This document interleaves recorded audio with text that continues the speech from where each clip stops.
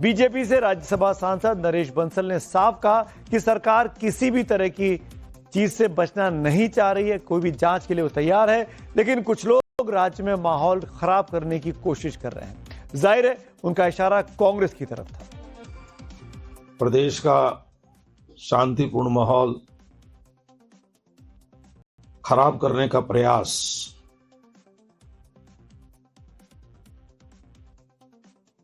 उन तत्वों के द्वारा किया जा रहा है जिनको राजनीतिक रूप से जनता पूरी तरह से नकार चुकी है।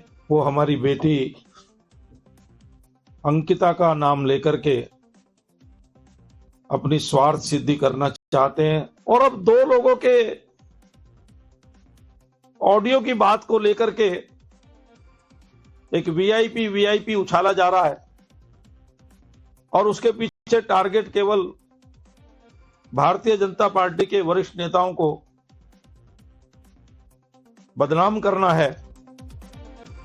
दरअसल बीजेपी के बड़े नेता का नाम सामने आया, उसके बाद से मामला और ज्यादा उग्र हो गया है विरोध प्रदर्शनों का।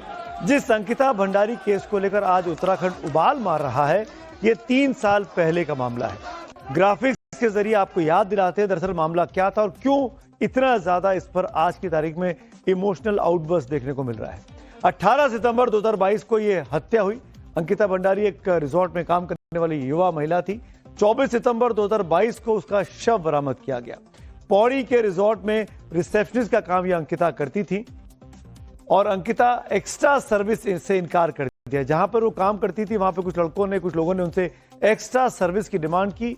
एक्स्ट्रा सर्विस इन्होंने देने से इनकार किया, जिसके बाद वहां पर उनकी हत्या हुई और पहले वो गायब हो गई, फिर उनकी डेड बॉडी मिली और फिर रिजॉर्ट संचालक सहित 3 लोग बाद में दोषी कराए गए। एसआईटी बनी, हाईकोर्ट ने मामला सुना, सुप्रीम कोर्ट तक मामला गया और 3 लोग दोषियों को उम्र कैद की सजा सुनाई गई। जिस रिजॉर्ट में ये एक्स्ट्रा सर्विस की डिमांड की गई थी, जहां पर अंकिता भंडारी काम कर रही थी, उसको बुलडोजर से, जेसीबी से ढहा भी दिया गया था। ये सब कुछ हुआ था और इसीलिए क्योंकि बीजेपी के बड़े नेता थे इन दोषियों के जो नाम सामने आए हैं, जिनको सजा मिली है। और अब एक बड़े बीजेपी नेता का नाम सामने आया एक ऑडियो टेप में और उसमें एक वीआईपी का जिक्र है जो बीजेपी का अभी राज्यसभा के सांसद हैं और इसीलिए बार बार ऑडियो वायरल होने के बाद अब यह विवाद बढ़ता जा रहा है। जनता भी प्रदर्शन कर रही है और कांग्रेस पार्टी भी प्रदर्शन में काफी हद तक साथ दे रही है और कह रही है कि ये जो वीवीआईपी जिसका नाम गट्टू के तौर पर लिया गया है उस पर कार्रवाई क्यों नहीं की जा रही है। दुष्यंत गौतम वो नाम बताया जाता है जो कि बीजेपी के राज्यसभा सांसद हैं। उनका नाम उस बातचीत में जो कि एक ऑडियो वायरल क्लिप हुई है उसमें उनका नाम एक महिला ले रही है और कह रही है कि वो बीजेपी नेता की धर्मपत्नी है। उनके पति के साथ ये मामला किया गया था, उनके सामने कहानी सामने आई थी।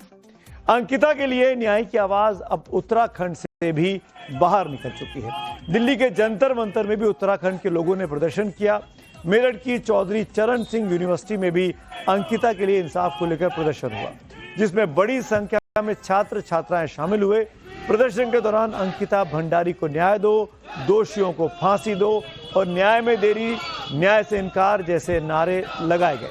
प्रदर्शनकारियों ने दोषियों की तत्काल गिरफ्तारी, मामले की फास्ट ट्रैक कोर्ट में सुनवाई, पीड़ित परिवार को सुरक्षा और उचित मुआवजा देने की मांग की है।